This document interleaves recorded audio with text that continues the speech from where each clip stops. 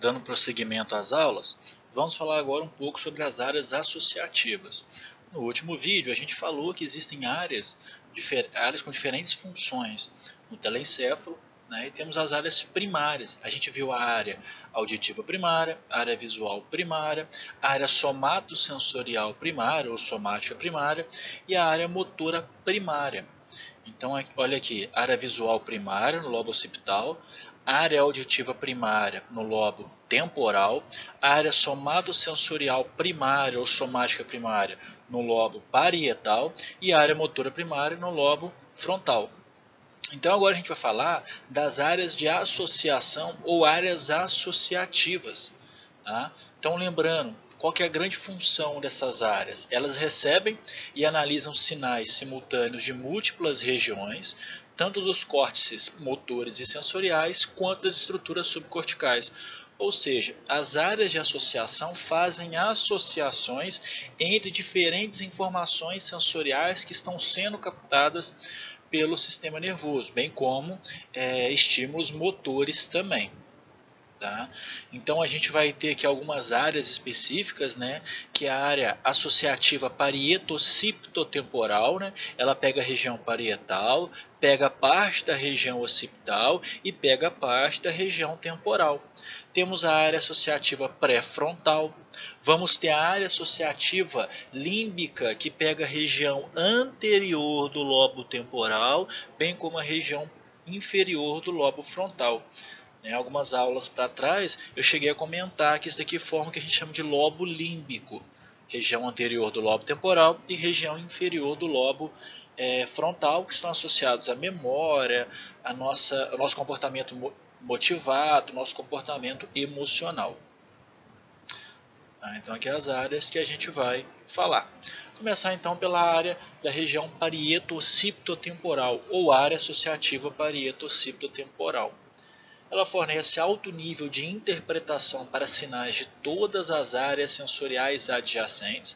Então ela recebe estímulos das áreas visuais, estímulo das áreas auditivas e estímulo das áreas somatosensoriais. Dentro dela a gente ainda vai ter algumas sub-áreas funcionais.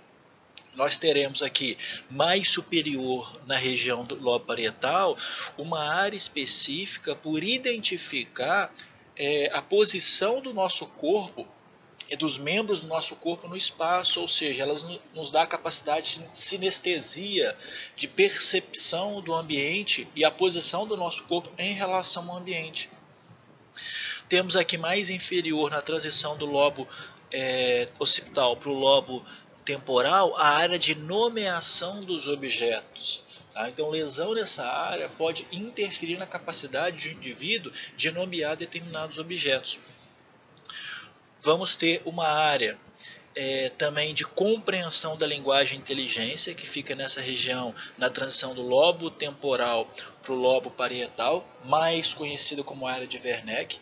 Tá? Então essa área é extremamente importante para a capacidade intelectual e para a capacidade de comunicação do indivíduo. É ela que é responsável por receber as informações associadas à comunicação e à linguagem. Tá? Então a gente pega vários símbolos, várias as palavras, sinais associados à comunicação e a gente transforma esses sinais em um componente linguístico. E a área de Wernicke é importante para isso.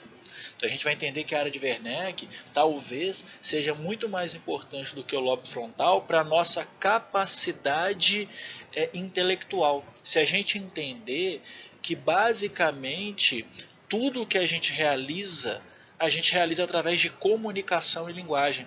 Então, lesão na área de Wernicke vai prejudicar de forma muito significativa a capacidade intelectual de um indivíduo, porque a capacidade dele adquirir novas informações associadas à linguagem.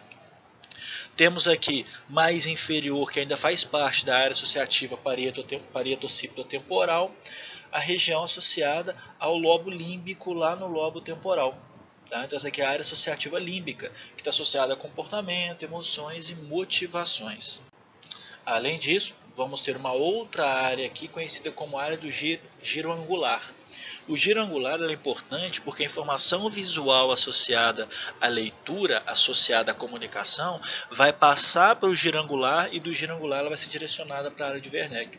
Então, lesões na área do giro angular vão gerar dislexia visual, ou seja, o indivíduo vai ter dificuldade ou incapacidade de compreender o que ele está lendo.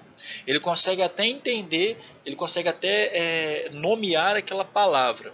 Ele consegue repetir aquela palavra, mas ele não consegue dar significado àquela palavra, principalmente no contexto da leitura. Então a gente tem a região, como eu falei, para análise de coordenadas espaciais do corpo. Ela fornece análise contínua das coordenadas espaciais de todas as partes do corpo, bem como do seu entorno, né? Então essa percepção senestésica recebe informações visuais e somatosensoriais, calcula as coordenadas visuais, auditivas e da que circunda o corpo. Então a nossa percepção no espaço. Temos a área de Wernicke, que está associada à compreensão da linguagem, extremamente importante. É a região mais importante do cérebro que está envolvida com a função intelectual superior, uma vez que quase todas as funções intelectuais são baseadas na linguagem. Perceba nessa imagem que todas as informações auditivas, a partir do momento que elas são interpretadas, áreas visuais e informações somatosensoriais associadas à linguagem são enviadas para a área de Wernicke. Então, uma lesão nessa região vai gerar um prejuízo intelectual significativo. As áreas associativa somática, visual e auditiva se juntam todas nessa área, na área de Wernicke. Ela tem um papel mais importante do que qualquer outra parte do córtex cerebral em participar das mais abrangentes funções superiores que chamamos inteligência. Então, uma lesão na área de Wernicke pode gerar gerar a seguinte condição, né? O indivíduo ainda mantém a capacidade de ouvir e reconhecer diferentes palavras, porém ele perde a capacidade de agrupar essas palavras em um pensamento coerente. Então o entendimento da fala dele vai ficar prejudicado. Ele também pode ter a capacidade de ler as palavras, ele consegue até repetir as palavras, mas é incapaz de reconhecer o pensamento que contém nessas palavras. Então ele lê determinada palavra, mas não consegue dar um significado para ela, principalmente dentro de um contexto de uma conversa, por exemplo, de uma leitura. Aí a gente tem a área do giro angular, que é uma área associativa visual, necessária para o processamento inicial da linguagem visual através da leitura, e ela serve para dar significado para as palavras percebidas visualmente. Então o indivíduo, se ele mantiver a área do giro angular, ele consegue dar o significado para as palavras. Mas se não houver a comunicação do giro angular com a área de Wernicke, ele não consegue dar significado no contexto da leitura. Então envia essas informações para a área de compreensão da linguagem, a área de Wernicke. Uma lesão no giro angular, mas em que o indivíduo se mantenha com a área de Wernicke intacta, ele ainda pode interpretar experiências auditivas, mas o fluxo de experiências visuais ficam bloqueadas, ou seja, é aquele indivíduo que realiza uma leitura e ele tem uma dificuldade muito grande em entender o que está sendo lido. Muitas vezes esse indivíduo será diagnosticado, por exemplo, com dislexia. Ele consegue ver as palavras, sabe que são palavras, mas ele é incapaz de interpretar o seu significado. Isso a gente denomina de cegueira de palavra ou dislexia. Mas esse indivíduo, como a área de Wernicke dele está intacta, não existe uma lesão nela, ele ainda é capaz de entender a linguagem se alguém, por exemplo, lê aquele texto para ele. Porque a capacidade dele de identificar a linguagem ela está mantida, ele ainda mantém a área de Wernicke. Temos a área de nomeação do objeto, esses nomes são aprendidos principalmente pela audição, enquanto a natureza física dos objetos é aprendida em sua maior parte pela visão. Os nomes são essenciais para a compreensão das linguagens visual e auditiva. Existe uma característica chamada de estereognosia, que é uma capacidade que a gente tem de reconhecer objetos em contatos com a nossa pele, mais especificamente com a mão, através do tato. Então o indivíduo fecha os olhos e através do tato ele consegue reconhecer esse objeto e nomear esse objeto. Mas como a gente viu aqui, o indivíduo tem que já ter contato prévio com esse objeto. Ou seja, esses nomes são aprendidos. Se o indivíduo não teve contato com esse objeto, com certeza ele não vai conseguir identificar, bem como não vai conseguir nomear. Então a estereognosia é a capacidade de reconhecer os objetos através do tato. Tá? Então os nomes são essenciais para a compreensão das linguagens visual e auditiva. Aí a gente vai ter a área associativa pré-frontal, que funciona em íntima associação com o córtex motor para planejar padrões complexos e sequências de movimentos intencionais. Então o indivíduo tem a intenção de realizar aquele movimento.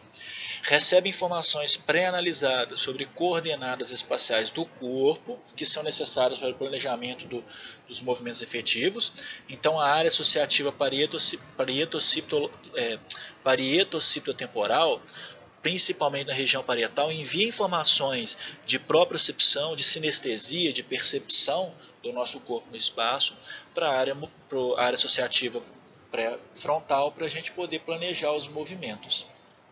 Também é essencial para executar os processos mentais da mente, elabora os nossos pensamentos, o nosso raciocínio, armazena as memórias de trabalho, que é um tipo de memória de curto prazo. A gente associa a memória de trabalho a uma capacidade que a gente possui de, em determinada situação, tentar solucionar uma atividade. Um exemplo, se você sai de casa para ir até a padaria para comprar 10 pães e 1 litro de leite, isso é memória de trabalho. Você armazena essa informação para chegar na padaria e solicitar 10 pães e 1 litro de leite. Uma outra situação, se eu perguntar quanto é 2 mais 2, ninguém precisa utilizar a memória de trabalho para isso. A gente acaba armazenando essa informação já decorada. 2 mais 2 é 4.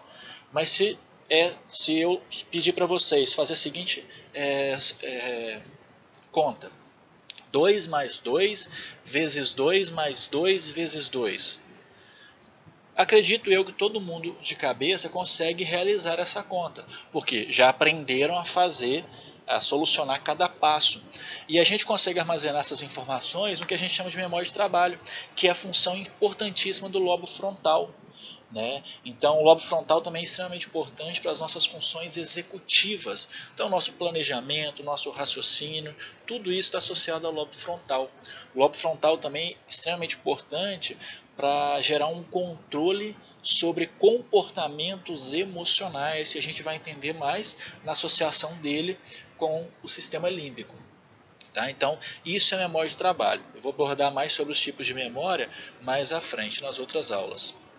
Temos a área de Broca, que fica lá no lobo frontal. Lembra, na maioria das pessoas, mais ou menos 95% das pessoas, a área de Broca se encontra no lobo frontal esquerdo. E a função dele é elaborar as palavras.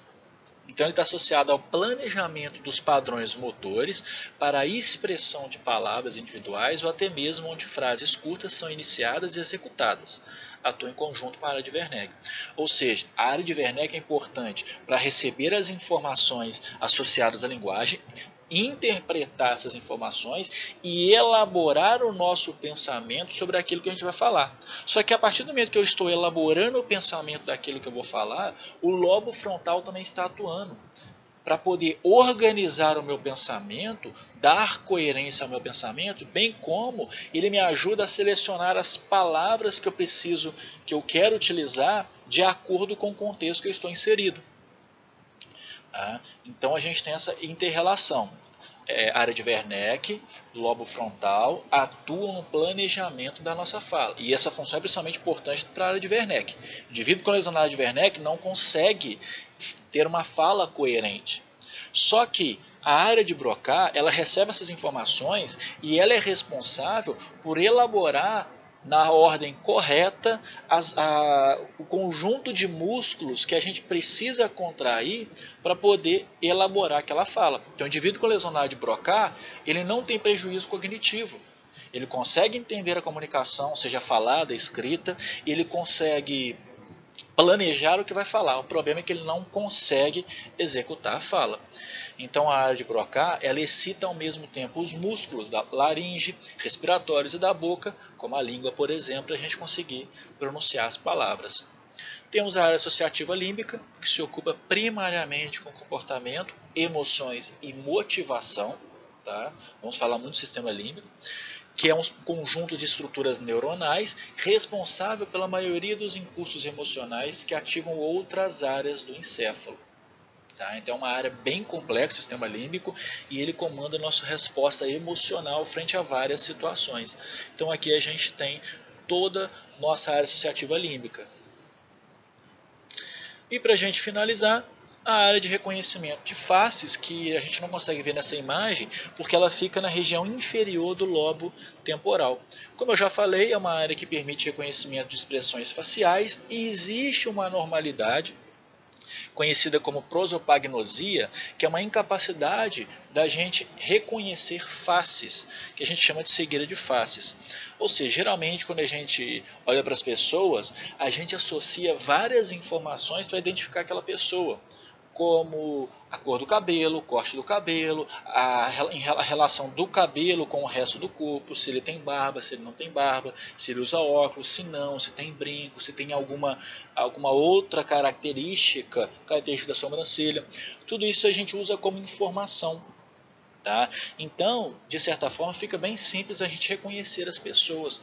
Só que tem algumas pesquisas que sugerem que 1 em cada 50 pessoas, ou seja, cerca de 2% da população, sofre dessa desordem em algum grau e acredita-se que seja hereditária.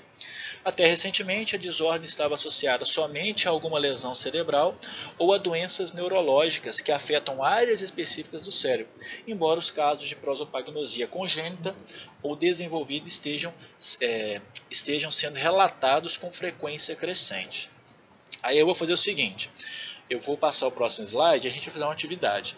Em cima eu tenho, no próximo slide, em cima eu vou ter o rosto de uma pessoa, 3 posições diferentes, e eu vou dar aí 10 segundos para vocês identificarem na imagem de baixo qual é a qual face na imagem de baixo corresponde à da imagem de cima. Tá? Então vamos lá.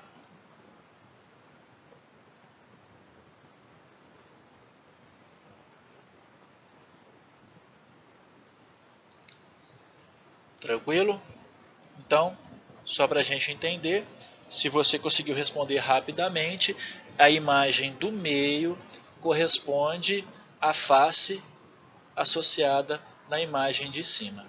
Tá? Se você teve dificuldade, provavelmente você pode apresentar um grau de prosopagnosia, tá? Mas mais uma vez, como eu já falei na aula anterior, isso daqui não é um teste para diagnóstico, é apenas uma atividade só para poder ilustrar o que a gente está falando aqui. Então com isso a gente encerra essa aula.